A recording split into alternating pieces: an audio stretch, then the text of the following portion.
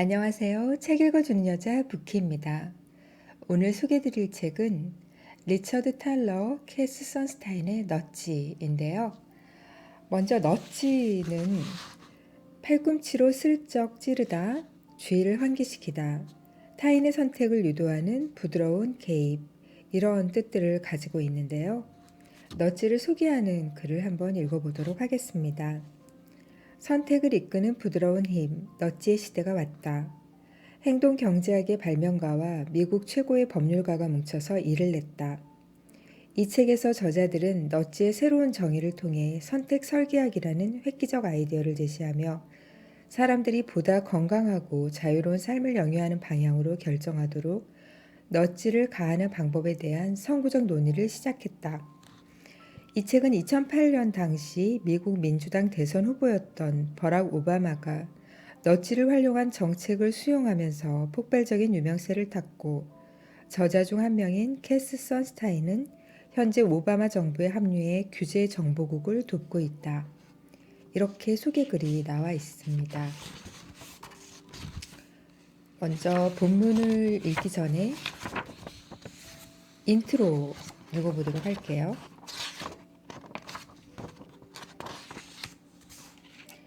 넛지가 당신의 모든 행동을 결정한다. 당신의 친구 가운데 캐롤린이라는 사람이 있는데 그녀가 대도시 교육당국의 급식 담당 총책임자라고 가정해보자. 캐롤린은 매일 수십만 명의 학생들이 이용하는 수백여 개 초등학교의 구내 식당에 대한 관리감독 책임을 맡고 있다. 그녀는 정식 영양사 학위를 갖고 있고 종종 비인습적인 방식으로 사고하는 것을 즐기는 창의적인 인물이다.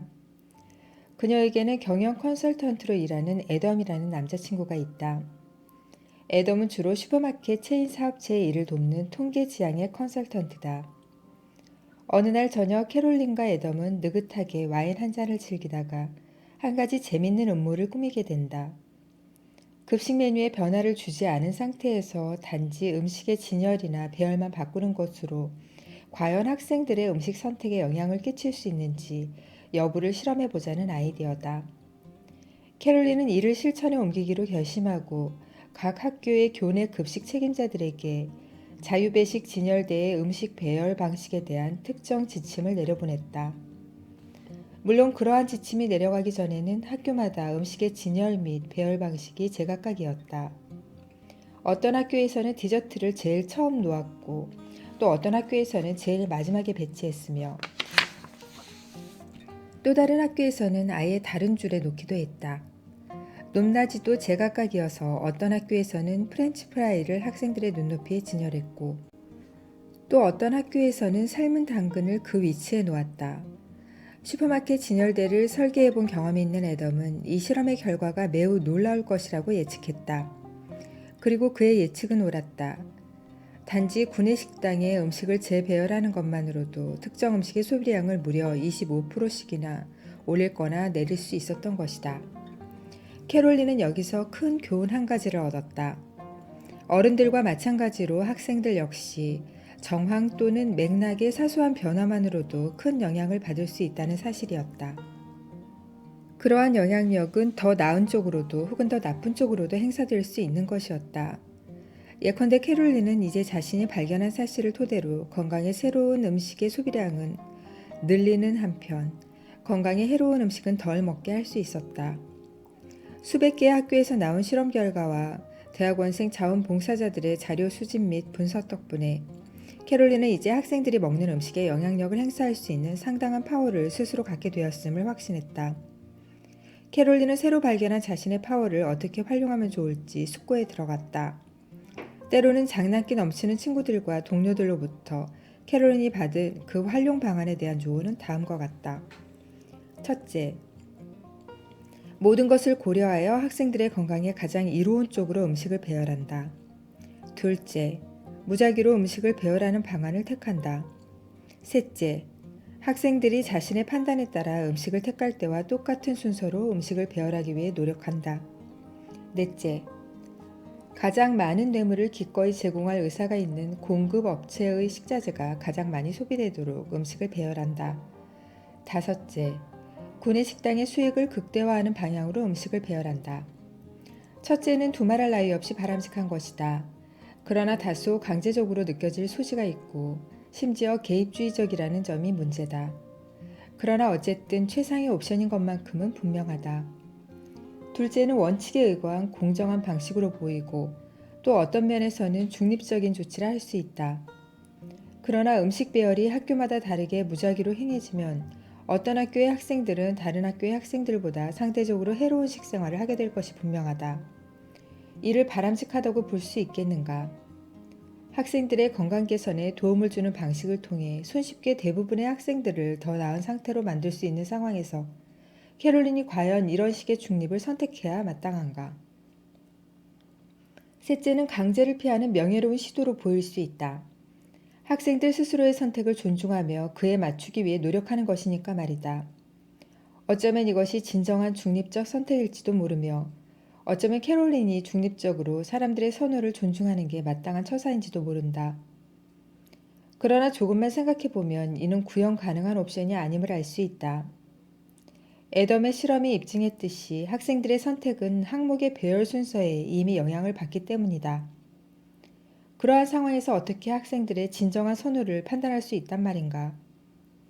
학생들이 자신의 판단에 따라 선택하는 것을 알아내기 위해 노력한다는 것이 도대체 무슨 뜻이냐는 말이다. 구내식당에서는 어떤 식으로든 음식 배열을 구성해 놓지 않을 수 없다. 넷째는 뷔페 공무원에게 매우 매력적인 옵션이 될 것이다. 이런 사람에게는 음식 배열을 조작하는 것이 파워의 이기적 활용 방안을 모아놓는 병기고에 새로 추가할 무기로 보일 것이다. 그러나 캐롤린은 명예를 중시하는 정직한 사람이고 따라서 이를 일고의 가치도 없는 방안으로 치부한다. 두 번째 활용 방안이나 세 번째와 마찬가지로 다섯 번째 역시 나름의 매력이 있는 것으로 보인다. 만약 캐롤린이 최상의 구내식당은 수익을 가장 많이 남기는 곳이라고 생각한다면 특히 그렇다. 그러나 교육당국에서 중책을 맡고 있는 캐롤린이 학생들의 건강은 도외시하고 수익 극대화에만 노력을 기울인다면 그것이 진정 마땅한 일인지 의문이 일지 않을 수 없다.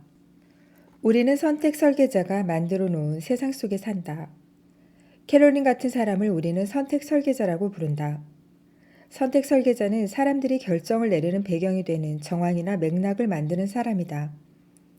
캐롤린은 임의로 만든 가상의 인물이지만 우리의 현실 세계에도 무수히 많은 선택 설계자들이 존재한다. 만일 당신이 유권자들이 후보자를 선택할 때 사용하는 투표용지를 디자인하는 사람이라면 당신 역시 선택 설계자다. 환자에게 선택 가능한 다양한 치료법들을 설명해줘야 하는 의사도 선택 설계자다. 직원들이 회사의 의료보험 플랜에 등록할 때 작성하는 서류 양식을 만드는 사람도 선택 설계자이며 자녀에게 선택 가능한 교육 방식들을 설명해주는 부모도 선택 설계자다. 물건이나 서비스를 판매하는 세일즈맨 역시 선택 설계자다. 선택 설계와 우리가 일반적으로 떠올리는 보다 전통적인 설계 사이에는 많은 유사점이 있다. 가장 중요한 유사점은 중립적인 설계란 존재하지 않는다는 사실이다. 학교 건물을 새로 짓는 경우를 생각해보자. 건물을 설계하는 사람에게는 몇 가지 특정한 요구사항이 주어진다. 사무실 120개, 교실 8개, 학생 세미나실 12개가 들어가야 하며 특정 건물이 특정한 장소에 위치해야 한다는 것 등 말이다. 또 그 밖에 법적인 문제나 미학적, 실용적 측면을 고려한 수많은 제약들도 고려해야 한다. 그러한 사항들을 모두 반영한 후에야 건축 설계자는 문과 계단과 창문과 복도가 있는 실제 건물을 완성한다. 훌륭한 설계자는 얼핏 보기에 임으로 내려진 것처럼 보이는 결정, 예를 들어 화장실의 위치 같은 것이 건물 사용자들이 상호 교류하는 방식에 미묘한 영향을 미친다는 사실을 잘 안다. 사람들이 화장실에 갈 때마다 동료들과 마주치게 되기 때문이다. 훌륭한 건물이란 시각적인 매력을 지녔을 뿐 아니라 사람들에게 모종의 영향까지 끼치는 건물이다. 앞으로 살펴보겠지만 겉으로 보기에는 사소하고 작은 요소라 해도 사람들의 행동 방식에 커다란 영향을 끼칠 수 있다. 우리의 경험에서 도출한 유용한 한 가지 법칙은 중요하지 않은 요소란 없다는 것이다. 대부분의 경우 그러한 작은 요소들은 사용자의 주의력을 어떤 특정한 방향으로 집중시킴으로써 힘을 발휘한다. 이에 대한 한 가지 훌륭한 예를 네덜란드 암스테르담에 있는 스키폴 공항의 남자 화장실에서 발견할 수 있다. 이 화장실의 모든 남자용 소변기에는 중앙 부분에 검정색 파리가 그려져 있다. 대개 남자들은 볼일을 볼 때 조준하는 방향에 크게 신경을 쓰지 않기 때문에 변기 주변이 더러워지기 십상이다.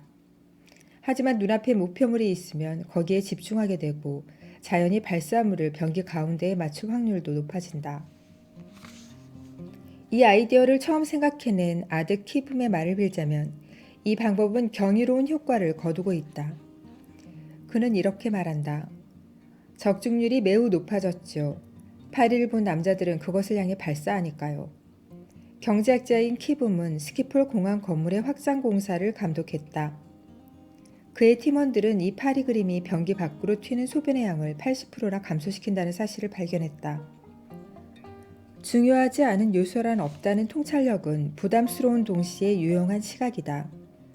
훌륭한 설계자는 완벽한 건물을 짓기는 불가능하지만 유익한 결과를 가져오는 특정한 방식으로 건물을 설계할 수는 있다는 사실을 잘 안다. 예를 들어 사무실에서 계단이 있는 수직 공간을 트임 방식으로 만들면 직원들의 움직임과 상호작용이 늘어나며 이는 바람직한 현상이라 할 수 있다. 건축가가 특정한 형태와 설계를 지닌 건물을 짓는 것과 마찬가지로 캐롤린 같은 선택 설계자는 구내식당 음식의 배열에 특정한 방식을 부여하여 학생들이 먹는 음식에 영향을 미친다. 바로 넛지를 행하는 것이다. 자유주의적 개입주의.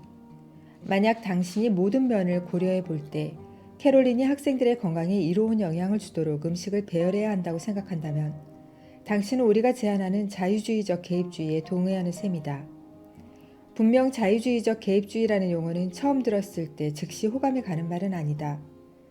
자유주의와 개입주의는 대중문화나 정치 분야에서 남용되면서 생긴 고정관념들로 인해 많은 이들이 반감을 느끼기 쉬운 말이다.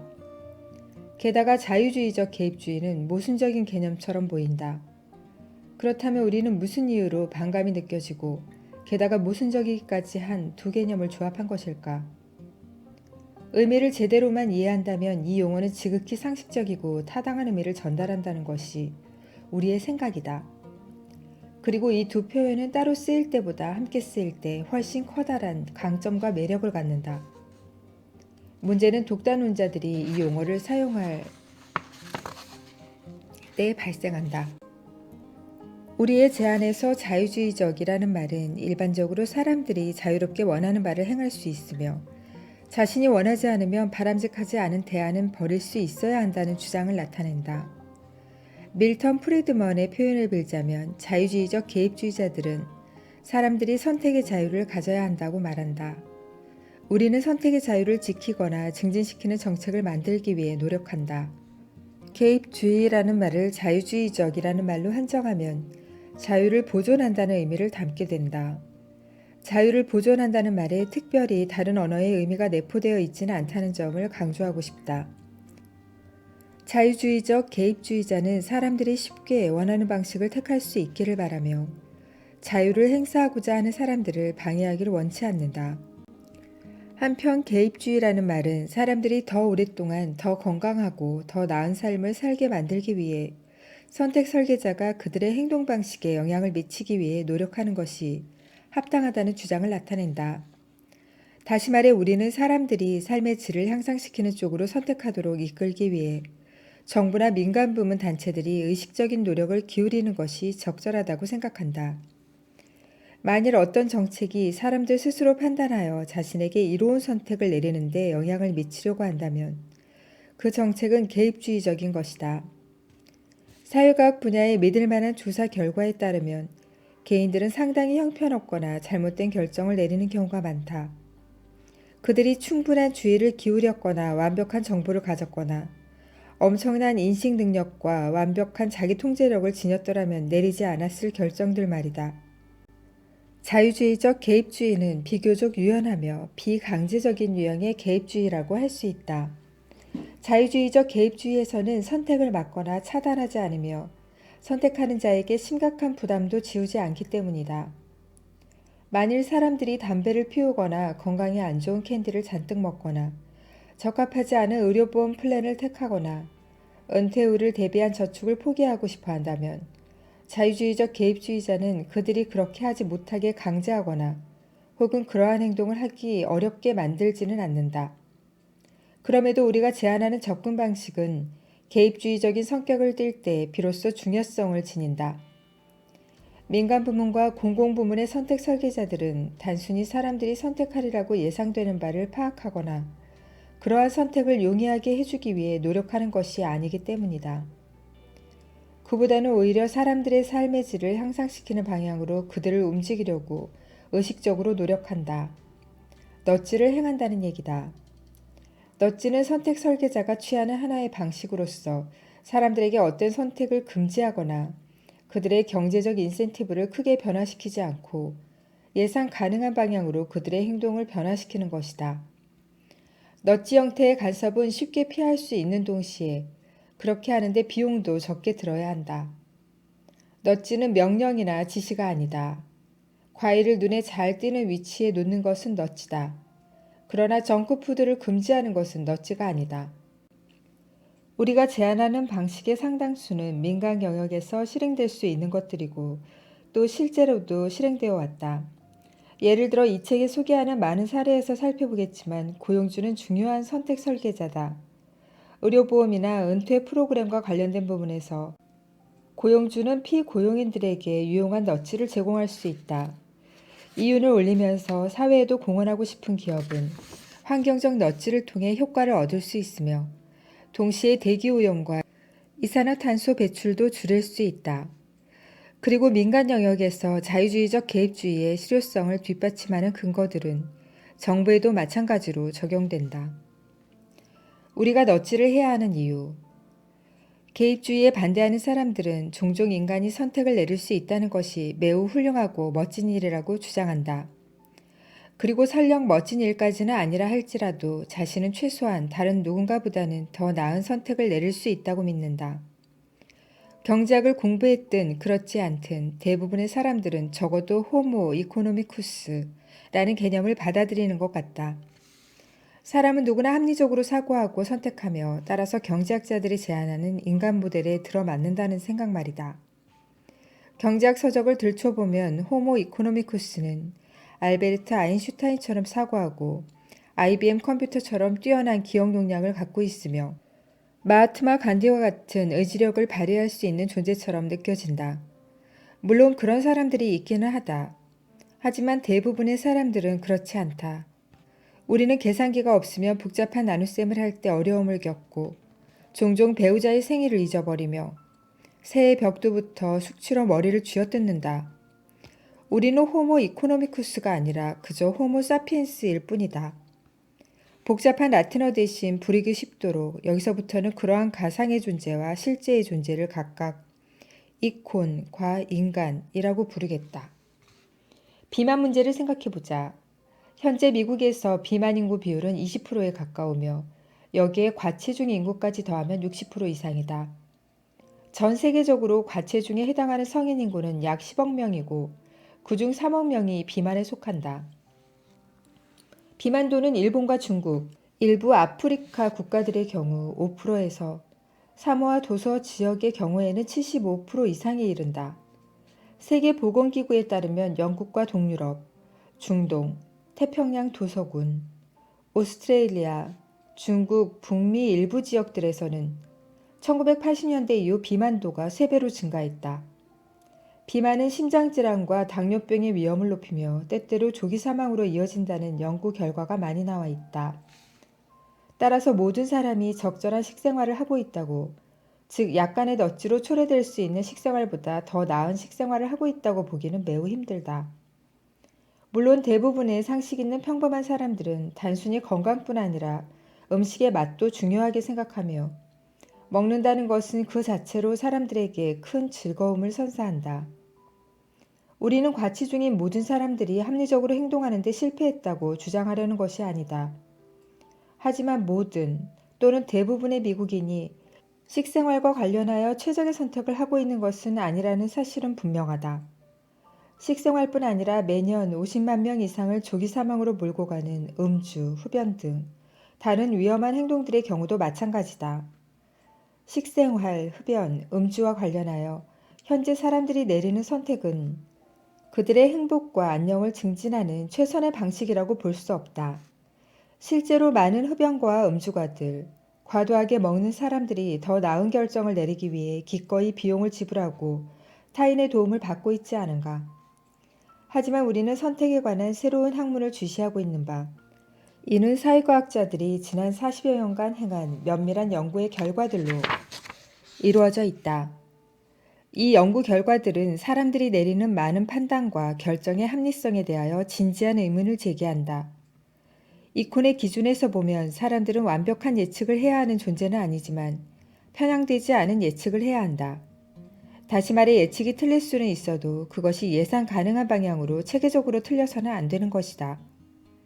한편 이콘과 달리 인간은 예상 가능한 실수를 저지른다. 계획 오류를 예로 들어보자. 계획 오류란 사람들이 어떤 프로젝트를 완수하는 데 걸리는 시간을 예측할 때 비현실적인 최적의 상황을 가정하는 경향을 말한다. 건물을 짓는 경우를 생각해보면 거의 대부분 애초에 생각했던 것보다 더 많은 시간이 걸린다. 설령 계획 오류에 대해 알고 있던 사람이라 할지라도 이러한 상황에 직면하는 경우가 빈번하다.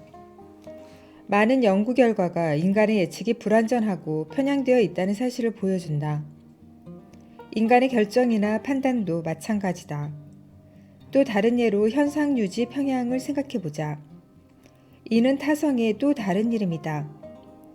앞으로 살펴보겠지만 사람들은 수많은 이유로 인해 현상을 유지하거나 디폴트 옵션을 따르려는 강한 성향을 갖는다. 휴대폰을 새로 구입한 경우를 생각해보자. 이때 당신은 수많은 선택을 내려야 한다. 휴대폰이 최신형일수록 내려야 하는 선택도 많아진다. 액정의 배경화면, 벨소리, 음성 메시지가 수신될 때 우리는 벨소리 횟수에 이르기까지 휴대폰 제조업체에서는 그러한 각 선택 항목들에 대하여 디폴트 옵션을 미리 지정해 둔다. 조사 결과에 따르면 그러한 디폴트 옵션이 무엇이냐에 상관없이 많은 사람들이 변경하지 않고 그대로 사용한다고 한다. 달리 선택할 수 있는 벨소리보다 디폴트 옵션으로 설정된 소리가 훨씬 귀에 거슬리는 경우에도 말이다. 우리는 여기서 두 가지 중요한 교훈을 얻을 수 있다. 첫째는 타성의 힘을 과소평가해서는 안 된다는 것이고, 둘째는 그 힘을 이용할 수 있다는 점이다. 어떤 특정한 정책이나 방침이 보다 나은 결과를 가져온다고 생각하면 민간의 기업이나 공공부문의 관리자들은 그것을 디폴트 옵션으로 설정함으로써 결과에 커다란 영향을 미칠 수 있다. 이렇게 디폴트 옵션을 설정하는 행위나 그 밖에 얼핏 사소해 보이는 메뉴 변화 전략 등이 결과에 커다란 영향을 끼칠 수 있다. 이는 저축을 늘리는 일에서부터 의료보장 개선, 이식수술을 위한 장기 기증에 이르기까지 다양한 영역에 해당되는 얘기다. 적절한 디폴트 옵션이 가져오는 결과는 넛지의 부드럽지만 강력한 힘을 잘 보여준다. 넛지는 인간의 행동 방식을 현격하게 변화시키는 모든 요소를 일컫는다. 비록 이콘들은 그것을 무시하겠지만 말이다. 이콘은 근본적으로 인센티브에 반응한다. 만일 정부가 사탕에 세금을 매기면 이콘은 사탕을 덜 사먹을 것이다. 하지만 그들은 선택 가능한 옵션들이 배열되어 있는 순서와 같은 무의미한 요소에는 영향을 받지 않는다. 인간 역시 인센티브에 반응한다. 그러나 그들은 인센티브뿐 아니라 넛지에도 영향을 받는다. 따라서 우리는 인센티브와 넛지를 적절히 배치 활용함으로써 사람들이 삶의 질을 향상시키는 능력을 키울 수 있고 사회의 많은 주요 문제들을 해결할 수 있다. 또한 그와 동시에 여전히 모든 이들의 선택의 자유를 보존할 수 있다. 잘못된 가정과 두 가지 오해. 선택의 자유를 옹호하는 많은 사람들은 모든 형태의 개입주의를 반대한다. 그들은 정부가 국민들이 스스로 원하는 것을 선택하도록 놔둬야 한다고 말한다. 이러한 사고방식에서 기인한 보편적인 조언들은 사람들에게 가능한 한 많은 선택안들을 주고 그들이 가장 원하는 것을 선택하게 하라는 것이다. 이러한 접근법이 지닌 장점은 많은 복잡한 문제들에 대해 간단 명료한 해법을 제공한다는 것이다. 선택안을 최대한 늘려라가 그것이다. 교육에서부터 처방약 플랜에 이르기까지 우리 사회의 많은 영역에서 그러한 방식이 채택되어 왔다. 일부 영역에서는 어떤 정책이나 방침을 만들 때 선택안 최대한 늘리기가 하나의 법칙처럼 작용한다. 어떤 이들은 이 법칙을 대신할 수 있는 유일한 대안이 획일적으로 통일하기라고 조롱받는 정부의 지시뿐이라고 생각한다. 선택안 최대한 늘리기를 옹호하는 이들은 그러한 방식과 획일적인 지시라는 양극단 사이에 다른 수많은 가능성이 존재할 수 있다는 것을 깨닫지 못한다. 그들은 개입주의에 반대하고 넛지에 대해서도 회의적인 입장을 취한다. 하지만 그러한 회의적 태도는 하나의 잘못된 가정과 두 가지 오해 때문에 발생한다는 것이 우리의 생각이다. 먼저 잘못된 가정이란 거의 대부분의 사람들이 거의 대부분의 경우에 자신에게 최대한 이익이 돌아오는 선택을 하거나 또는 적어도 다른 누군가가 대신해준 선택보다는 나은 선택을 한다는 가정이다. 이는 명백히 잘못된 가정이다. 곰곰이 생각해보면 그 가정이 잘못되었다는 것을 누구나 알 수 있다. 체스 초보자가 노련한 플레이어를 상대로 게임을 하려고 마음먹었다고 생각해보자. 이 경우 누구라도 초보자의 패배를 예상할 수 있다. 이는 그가 자신에게 불리한 선택을 했기 때문이며 이 경우 누군가 유용한 조언이나 귀띔을 해주면 그는 보다 나은 선택을 내릴 수도 있다. 많은 영역에서 일반적인 소비자들은 초보자이며 그들은 자신에게 무언가를 팔려고 안다라는 노련한 전문가들에게 둘러싸여 있다. 보다 일반적으로 말해서 사람들이 얼마나 현명한 선택을 하는가는 경험적인 문제로서 그에 대한 대답은 분야나 영역마다 매우 다양할 가능성이 높다. 사람들은 다양한 경험, 충분한 정보, 즉각적인 피드백이 제공되는 경우에 현명한 선택을 내릴 수 있다. 예를 들면 여러 가지 맛의 아이스크림 중에서 하나를 선택하는 경우처럼 말이다. 사람들은 자신이 초콜릿, 바닐라, 커피, 감초맛 등 여러 가지 맛 중에서 어떤 것을 좋아하는지 잘 안다.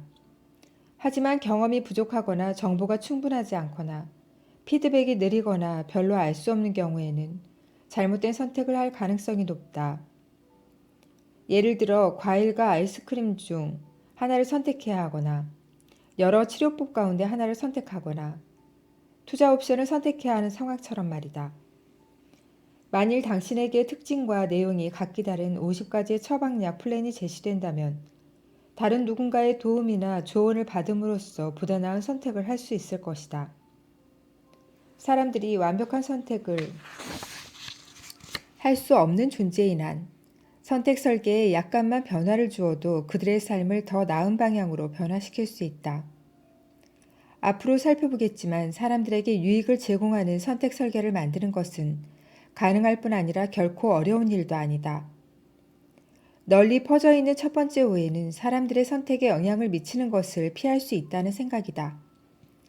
많은 경우 조직이 내리는 결정이나 선택은 사람들의 행동에 영향을 미칠 수밖에 없다. 그런 상황에서 어떤 특정한 방향으로 너치가 행해지는 것을 피하기는 불가능하며 의도했든 의도하지 않았든 그러한 너치는 사람들의 선택에 영향을 준다. 캐롤린의 구내식당 사례에서 보았듯이 학생들의 선택은 선택 설계자가 구성한 배열 방식에 의해 커다란 영향을 받는다. 어떤 너치들은 비의도적인 성격을 지닌다. 예컨대 고용주는 어떠한 너치도 발생시킬 의도 없이 직원들에게 봉급을 한 달에 한 번씩 지불하거나 2주에 한 번씩 지불하기로 결정할 수 있다. 하지만 그는 직원들이 2주에 한 번씩 봉급을 받는 경우에 저축을 더 많이 한다는 사실을 알고 놀라게 될 것이다. 또한 민간이나 공공 영역의 기관들은 이런저런 형태로 중립을 추구하려고 노력할 수도 있다.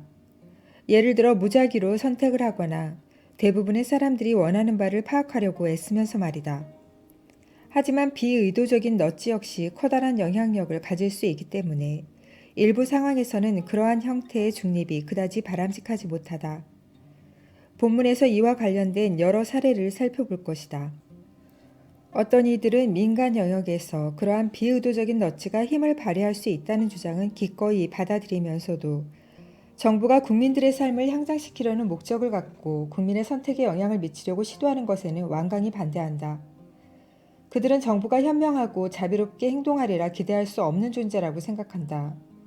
또한 그들은 공무원과 관료들이 자신의 이익만을 우선시하거나 이익단체들의 목표에만 집중할 것을 두려워한다. 우리 역시 그러한 우려에 공감한다. 특히 정부가 실수를 저지르거나 공평하지 않고 편향되거나 너무 과도한 힘을 행사할 위험이 존재하며 때로는 그러한 위험이 심각한 수준에 이른다는 점에 전적으로 동의한다. 부분적으로 바로 그러한 이유 때문에 우리는 명령, 강제적 요구, 금지보다 넛지를 선호하는 것이다. 하지만 구내식당 못지않게 정부 역시 어떠한 형태든 출발점을 제시해야 하며 이는 불가피한 일이다. 실제로 그들은 법과 규칙을 만들므로써 항상 모종의 출발점을 제시하고 있으며 이는 필연적으로도 사람들의 일부 선택과 결과에 영향을 미친다. 이러한 측면에서 볼 때 넛지를 반대하는 입장은 결코 도움이 되지 않으며 유용한 성과를 내기도 힘들다. 두 번째 오해는 개입주의에는 항상 강요가 수반된다는 생각이다. 앞에 구내식당 사례의 경우 음식 배열 순서 방식을 선택하는 것이 누군가에게 특정 식단을 강요하는 것은 아니다. 하지만 캐롤리는 우리가 의미하는 바의 개입주의적인 방식으로 음식을 배열하는 쪽을 택할 것이다. 아이들이 단 과자를 적게 먹고 사과를 더 많이 먹는 결과를 가져온다면 학교 구내식당에서 과일과 샐러드를 디저트보다 눈에 잘 띄는 위치에 놓는 것에 반대할 사람이 있을까? 이는 음식을 먹는 이들이 중고등학생이나 어른이라면 해당되지 않는 질문일까? 일부 유형의 개입주의는 강요를 수반하지 않으므로 선택의 자유를 강력하게 주장하는 사람들이라 할지라도 그것을 받아들일 수 있다고 우리는 생각한다. 저축, 장기기증, 결혼, 의료보험 등 다양한 영역에서 우리는 지금까지 소개한 접근법을 토대로 구체적인 제안을 할 것이다. 또한 우리는 선택을 제한하지 않음으로써 부적절하고 잘못된 설계의 위험을 줄일 수 있다고 생각한다. 선택의 자유는 잘못된 선택 설계에 대한 최선의 안전장치이다. 디폴트 값에 따라 판이하게 달라지는 운명. 선택 설계자는 사용자 우호적인 환경을 조성함으로써 사람들의 삶을 크게 향상시킬 수 있다. 바로 그 이유 때문에 많은 기업들이 사람들에게 유익을 제공하거나 시장에서 성공을 거뒀다. 때로는 선택 설계가 매우 가시성이 높아서 소비자나 고용주들이 그로 인해 큰 유익을 얻는다. 아이팟과 아이폰이 좋은 예다. 그것들은 우아한 스타일을 지녔을 뿐 아니라 사용자들이 원하는 방향으로 이용하기가 쉽다. 또 어떤 선택 설계들은 일상생활 속에서 당연하게 여겨지는 측면이라서 세심한 주의를 기울여야만 그것을 통해 유익을 얻을 수 있다.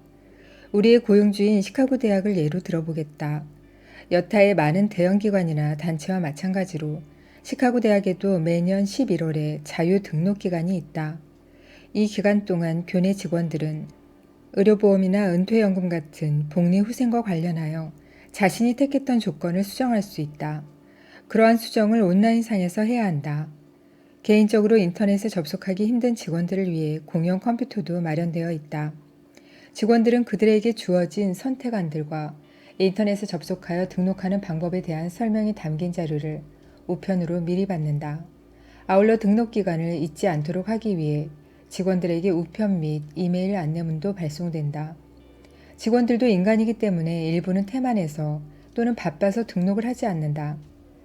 따라서 그처럼 바쁘거나 깜빡 잊는 직원들을 위해 어떠한 디폴트 옵션을 지정해 두느냐가 매우 중요한 문제가 된다. 예를 들어 디폴트 옵션으로 두 가지 방법을 가정해 볼 수 있다. 등록을 하지 않은 사람은 전년도에 그가 선택한 조건을 그대로 적용하거나 또는 선택 조건을 제로 상태로 환원시키는 것이다. 가령 제니 씨란 직원이 작년에 은퇴연금에 1,000달러를 기여했다고 치자. 만일 제니 씨 올해에 새로 선택을 하지 않으면 그대로 1,000달러 조건을 유지하거나 아니면 기여할 금액을 제로로 환원시키는 것이다. 이 경우 해당 연도에는 은퇴연금을 적립하지 않겠다는 의사를 반영하는 셈이다. 이를 각각 현상 유지 옵션과 제로 옵션이라고 부르자. 선택 설계자는 두 가지 디폴트 옵션 앞에서 어떤 결정을 내려야 할까? 자유주의적 개입주의자라면 제니 정도의 직위에 있는 사려 깊은 직원들이 실제로 무엇을 원하는지 파악한 뒤에 디폴트 옵션을 결정할 것이다. 그렇다고 해서 항상 명확하게 파악할 수 있는 것은 아니지만 디폴트 옵션을 임의로 선택하는 것보다 분명히 더 나으며 무조건 현상 유지 옵션이나 제로 옵션 둘 중 하나가 디폴트 옵션이 되게끔 하는 것보다도 더 낫다. 예를 들어 대부분의 직원들은 의료비의 상당 부분을 지원받을 수 있는 의료보험을 거르고 싶어 하지는 않을 것이 분명하다. 따라서 의료보험의 경우 직원들은 제로 옵션보다 현상 유지 옵션을 훨씬 선호할 것이다. 이를 유동성 지출 계좌와 비교해보자.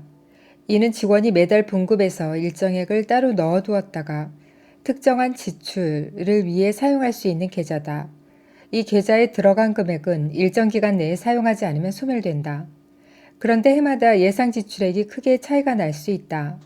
따라서 이 경우에는 현상 유지 옵션보다 제로 옵션이 더 나은 선택일 것이다. 이러한 문제는 단지 이론적인 것이 아니다. 우리는 시카고 대학의 고위 행정직원 3명과 유사한 문제들을 논의하기 위해 미팅을 한 적이 있다. 마침 그날은 직원들의 자유 등록 기간 마지막 날이었다. 우리는 등록 기간 마지막 날임을 언급하면서 그들에게 잊지 않고 등록을 했느냐고 물었다. 한 명은 그날 오후 늦게 하려고 생각 중이었다며 다시 한번 상기시켜 준 것을 고마워했다. 두 번째 사람은 까맣게 잊고 있었다고 답했고 세 번째 사람은 아내가 잊지 않고 자기 대신 등록했을 거라고 말했다. 이후 그들은 추가 급여 차감 프로그램에 대한 디폴트 옵션을 무엇으로 설정하느냐 하는 문제를 논의하기 시작했다. 그 전까지는 제로 옵션이 디폴트였다.